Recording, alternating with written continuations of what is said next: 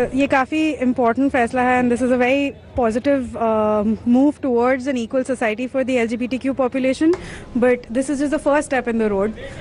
There is still the trans bill is still in government. वो बहुत ही discriminatory है और वो बहुत ही ट्रांस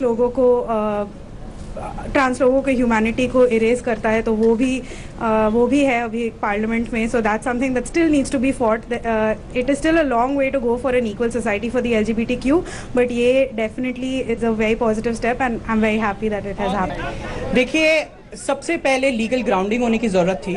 वो हमारे पास आज मिली है 18 साल की लड़ाई बाद.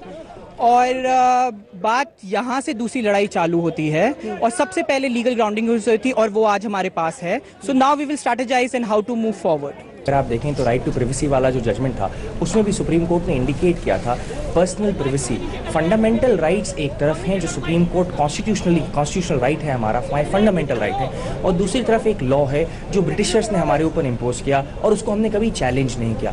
2013 में जब ये जजमेंट आया था सुरेश कौशल का, तब उसमें रीजनिंग दी गई थी कि एक मिनिस्क्यूल अमाउंट, बहुत छोटे सी एक माइनॉरिटी है जो ये चाहती है. आज सुप्रीम कोर्ट ने ये साबित कर दिया कि नो मैटर कितनी छोटी माइनॉरिटी है उसके साथ ये कोर्ट है और उनकी ओरिएंटेशन, उनकी डिग्निटी, उनकी इंडिविजुअलिटी, जो उनके राइट्स हैं उनको सुप्रीम कोर्ट प्रोटेक्ट करता कि मौलिक जो उनको किसी दुर्व्यवहार के साथ ट्रीट ना किया जाए, उनको रोड पे खड़े होकर भीख ना मांगनी पड़े, उनको आगे आके वही अधिकार मिलें जो बाकी इस देश के नागरिकों को मिलते हैं.